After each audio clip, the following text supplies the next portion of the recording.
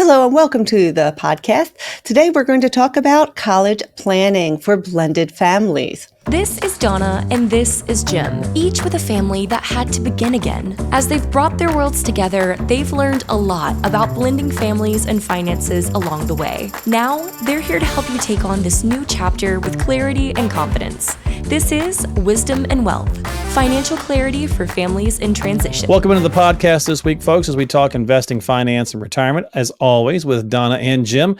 And we're going to get into some college planning this week for parents, grandparents, blended families, some things to just think about. Donna, I'm sure that you get a lot of people asking about, hey, how can I be more efficient here? Or, whatever the case might be. So that's going to be the topic of conversation this week. And you guys are going through it, so why not do it, right? How you doing this week?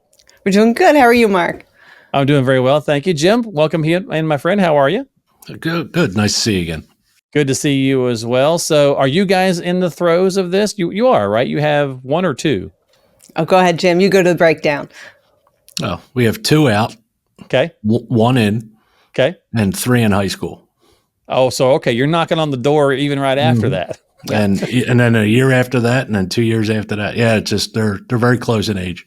Yeah. Gotcha. Well, I've got a little graphic we'll throw up here real fast, Donna, and I know this is just some general numbers, but it's from the College Board's trends in college pricing and student aid, the 2023 report. That's a mouthful, but basically it's like $11,000 is kind of the average for a public 4-year in-state, 29 grand for public 4-year out-of-state, 41 plus grand for private, and I know different states, different areas are going to be higher or lower, but I mean, that's hefty when you start thinking about that. So when you're trying to advise people about, how can we help, or as a parent or as a grandparent, where do you start? Because this, it's expensive. I mean, college has gotten out of control. Yeah, and I think for us being a blended family, there are just so many different considerations, right? So when Jim joined our family as a blended family, and I say that joined it because I have the 3 older children, we wound up, my late husband and I had a certain savings for college, and we really did expect that we would be able to afford state school for all of the kids, maybe with him and I helping. Now, when my late husband passed, I was able to front load 529. So you're able to put 5 years of annual gifting all at once into a 529. I did that for each of my kids out of life insurance money, and basically understanding, all right, kids, this is what you've got. It's your choice. I will pay for state school. That's about what that money would grow and cover. Anything above that will be on you. Anything below, welcome, right? This is where we are. But then we had one child that stayed under the radar, under the budget. We had one that went way over the budget, and now we have a parent loan for her. And then we have one that's just right in the middle. Watch what happened with brother and sister and was like, oh no, I'm just staying right on budget. And I say we, because even though this was the decision my late husband and I had made on how we were going to educate the kids, Jim has to quote unquote play by those rules. Correct, Jim? Yep. You're stepped in, and now my signing for my daughter's Parent Plus loan will impact our ability to make future decisions if she doesn't pay it back, right? If I'm left paying it back. So, and now that we have the 3 younger ones watching all of this, they've been on file the whole time that my kids have made those college decisions, right? My Connor was a freshman, Jim, when we all kind of got together. They are watching saying, uh-oh, what does that mean for us? Because they don't have fully funded 529s, right? And so how do we stop with that decision? Am I explaining that correctly, Jim? Mm-hmm. Absolutely. Yeah, I mean, obviously, when you have a large family, too, it's going to add to it. Because I had some just basic questions I was going to toss at you guys. Sometimes people will say stuff like, how much should I put aside? Like how much of my income? Are we looking at percentages or allotments? How do you kind of tackle that as an individual or as a couple? And I think back when I first started savings before my late husband passed, and we were just 2 people trying to make ends meet in middle class America, we just put in like blank amount each month. And as far as that got us, that's as far as that got us, right? And then the rest was going to be on the kids between their personal loans. And even back then, I mean, I was not a financial advisor back in 2001 when my first child was born. I didn't know about what a Parent Plus was. Like, I didn't know how we were going to bridge the gap from what we had saved into a 529 maybe we'd have to get a second job. Maybe we'd mortgage the house. I didn't know how it worked. But we kind of just did that as a portion of what covered our bills. What do we have extra? Always saving. My late husband and I had it as a priority to always save for retirement first, right? In our employer sponsored 401k. But now years later, as I'm a financial advisor, I'm like, oh, well, we could save into a Roth, right? And then maybe that could be used either for our retirement or principal to help pay off loans. There's different avenues there, or value of real estate, right? We have clients that bought a property years ago for each of their kids and then sold it to pay off student loans after college. All different. Okay. Jim, for you in your situation before you guys got together, did you have anything specific in mind? It was like how much just I can afford to do, was it a paycheck to paycheck kind of thing? Or did you have kind of a system in place for yourself? Well, honestly, me and my ex-wife, we were pretty much, the kids were going to pay for their own college. Skin in the game? Okay. Yeah. Because my own personal, just seeing different examples, I saw a lot of the kids that had it all paid for kind of just went for the sake of going. It wasn't real money. They just kind of went through it. They ended up dropping out. It's a fair point. And to me, now, if after they got out, if it happened that I could help or do something to help them pay it off, it's another story.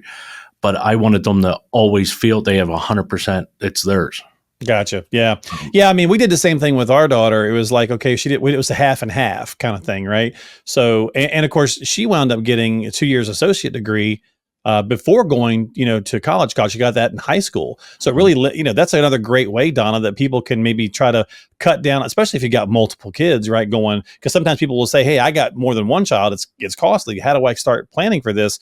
Getting, having them get the associate to some college classes in high school and getting that associate's degree while still in high school can save a lot of money, because now they're only going to college for 2 years, not 4. 100%. And one of my favorite financial, tips that I love to give clients, as well as speaking to their kids when they're a little younger, is they can go to community college for 2 years, get that associate's, and then transfer to a 4-year college. You graduate with the degree from the 4-year college. So usually when our kids are going to the local college, it is so affordable. They're living at home with us, so there's no room and board, and you're walking away with a degree from the chosen university. And for the competition that's out there now for many kids, they might need, to get into college, they might need that first 2 years in the local college to mature a bit, to get their GPA up, and then get into that dream college of choice, if that's an impact. But that's a big one that we love to share out there, because it gives you time, it gives you some savings and money, it allows you maturity, and also allows you to explore exactly what you want to do. Most people are declaring their major, or most kids are declaring their major at the end of sophomore year. So give yourself 2 years experience in a local college, or community college, and then go to that university or that college that specializes in what you want. Yeah, it's not a bad thought at all. Thinking about the financial side a little bit, Donna, 529 still the best way to go with so many changes and things out there, or things like the Coverdale, setup? Is that possible? Or, I don't know, what's still the kind of the premier place to do that, or just some alternatives, or just things for folks to think about? Yeah. And so the Coverdale's out there. I personally am a big fan of the 529. I'm a big fan of the 529 for my clients, especially many of the clients that I have that are widows, because some of the larger wirehouses have really nice websites that you can actually donate in. It's almost like a GoFundMe on the 529.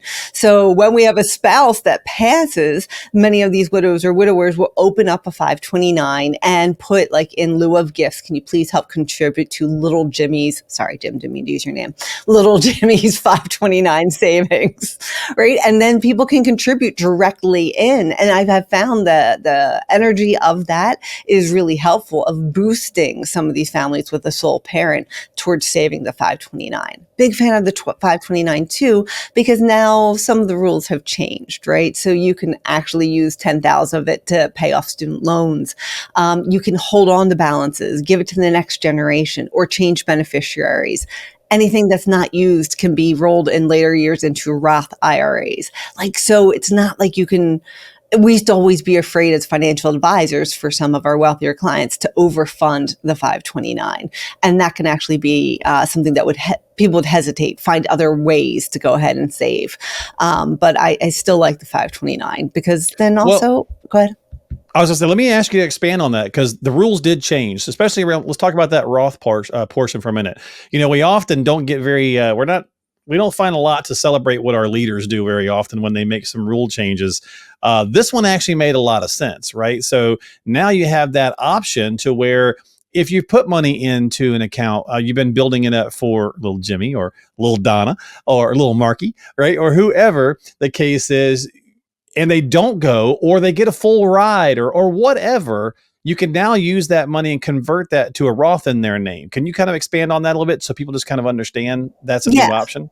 It is. It's a brand new option where before the money would just kind of just sit there. Now it's tax deferred. And as long as you use the money in the 529 for education related expenses, and there's a list, they got to qualify, you'd be able to not pay taxes on any of the interest as long as it was being used. So what happened is sometimes people have leftovers, right? Maybe there's no younger sibling or they don't want to hold on to it for the next generation. As our kids graduate college and they start being employed on their own, they can convert up to annual limits, a portion each year moving forward into Roth IRAs for themselves. And what a wonderful start. Like Jim and I all often talk about, like when the kids get their first like W-2 job, if they just put that money into a Roth every year and that started from there, that original savings would be so plentiful. If we have good compounding interest over the years, right, could be good, very plentiful for them, that at 40, they could have such a beautiful nest egg moving forward, just with those annual contribution limits moving forward. This year in 2024, it's 6,500. There's a catch up moving forward. Gotcha. And there's some limitations too, right? It has to be funded for so long. So if you've started it early, obviously that's going to help. But even if you started it later, again, if they're not using it, just let it sit until you get to, I think it's 15 years. I think it has to be in place, and then they can activate it or kick it over to the Roth is what I'm talking about. Fine. Then just let it sit there and wait. Right. And then make it a Roth. And then therefore now you didn't help them with college, but you helped them with a retirement strategy, even though it's way on, hey, nothing wrong with doing that early ahead. So, there's some good advantages there. Jim, anything that you kind of, want to chime in on when it comes to the things that you hear friends talk about or concern when it comes to sending their kids to college, obviously like taxation or, just whatever the case might be. Well, it even goes back to when we were talking about going to community college for the first 2 years. That kind of goes back to my belief about having the kid feel like they're funding the whole thing. I think if the parents are paying for it, that community college thing wouldn't be an option in their mind. True. If Fair it's enough. their money, I think all of a sudden it's like, wow, that's half price. This is more affordable. I could do this. And I think choices are made a little different. I think I agree. just the mindset, and that's human mindset, and especially teenagers. On whatever. Yeah. Yeah. Well, if you could put $1 million, tell them they owe that 30 years from now, that doesn't mean anything to them. It doesn't mean anything because it's just a number on paper. They don't feel the effects from it until after. They feel when they have to start paying it. But the whole time they're there, they don't care about, it's extra. It doesn't matter. Just pile. So I don't know. I just have a little different feel on, but just the way I grew up, we kind of had to pay for our own. No, that's the point, is to get the different kind of viewpoints on here. So Donna, let me ask you then, I mentioned taxes. So from a taxation side, if you're a parent or grandparent, let's just even look at it from that perspective. And you want to gift money or anything like that, is there tax considerations that you need to kind of keep in mind for your own retirement accounts, or is there anything there from the X's and O's we should be thinking about? Yeah, I mean, one thing to really keep in mind, and I want to correct myself, I think annual contribution for a Roth IRA is $7,000 this year in 2024.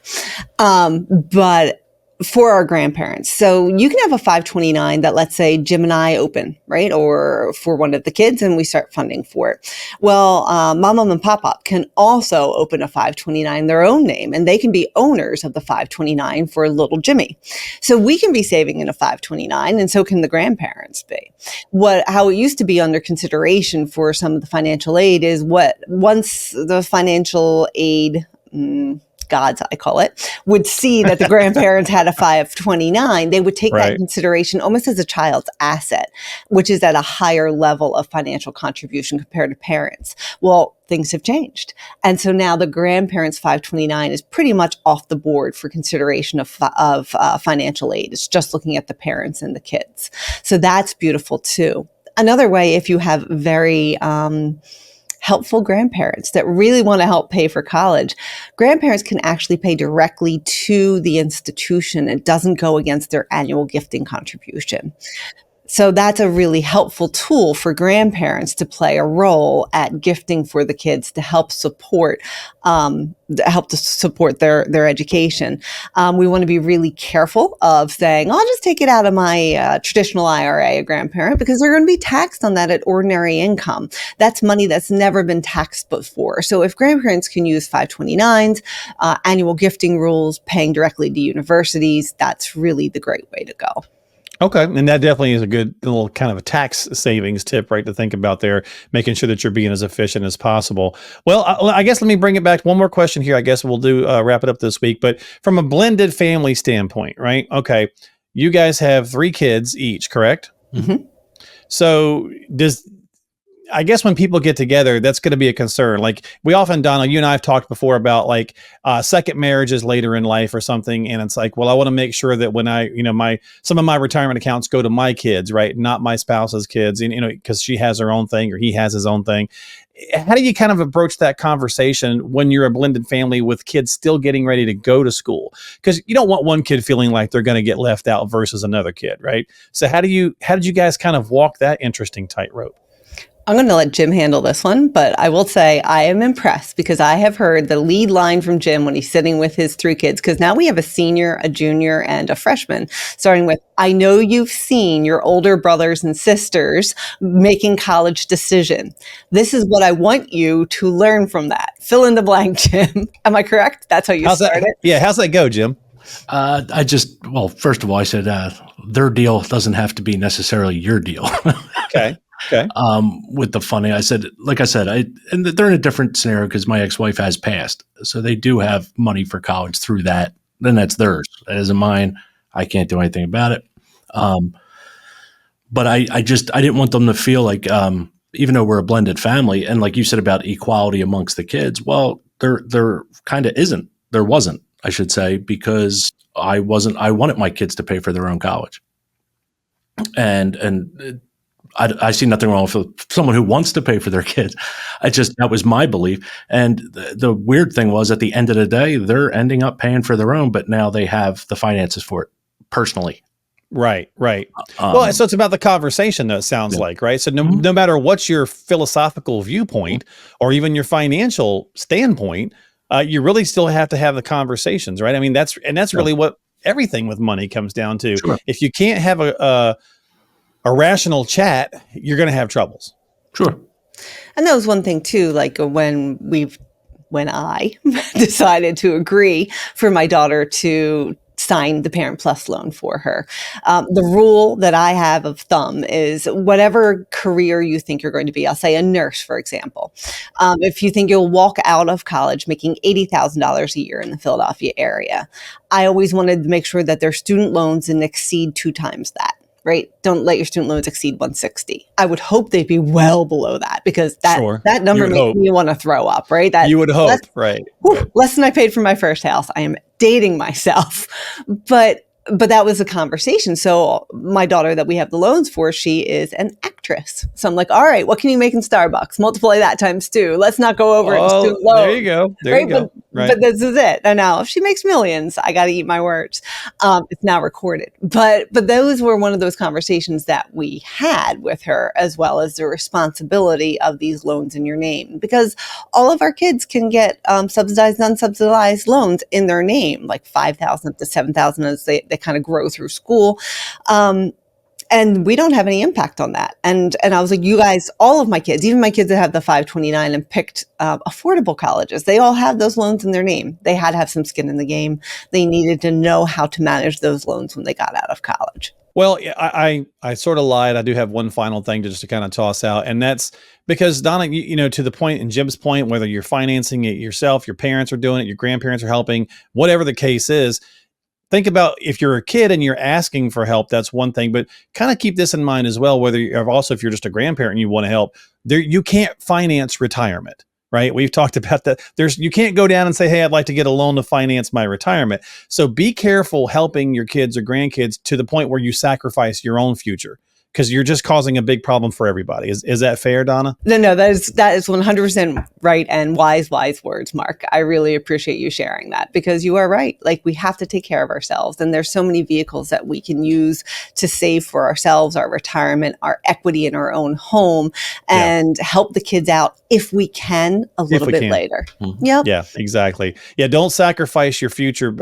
We all want to help our kids. We all want to do the best things we can for them, but there has to be that kind of limit where you go, okay, hang on, because all it's going to do is cause you problems, because then at some point they're going to have their family or whatever, and you're like, hey, I'm here to sleep on your couch now because I gave you everything in college and now I'm broke, or whatever the case is. So it's like everything in life, it's a balancing act. So, got to be careful. You got to walk that line. And if you need help, again, it's always the same kind of thing. Make sure you're reaching out to a qualified professional like Donna. You can find her online at seftonfinancial.com. That's SEPHTON. I always have to say that because I want to make sure I don't screw it up. seftonfinancial.com. Get some time on the calendar, have a conversation with her, and make sure that you're doing the right things for your retirement, your finances, your kids, in the college situation. And if you need some help, again, just reach out to her. And don't forget, while you're there, you can check out the podcast in audio form or video form as well. We're on Apple and Spotify and audio, and on YouTube and video. Click the little subscribe button there and the notification bell to catch new episodes when they come out. All that good jazz. And I think that'll do it, guys. Thanks for hanging out. Jim, I always appreciate you, my friend. It's good seeing you, Mark. Good to see you as well. Miss Donna, we will see you next time here on the show. Have a great week. You too, love. Thanks. All right, take care and don't overheat. We'll see you next time right here on the podcast. This has been Wisdom and Wealth with Donna Kendrick.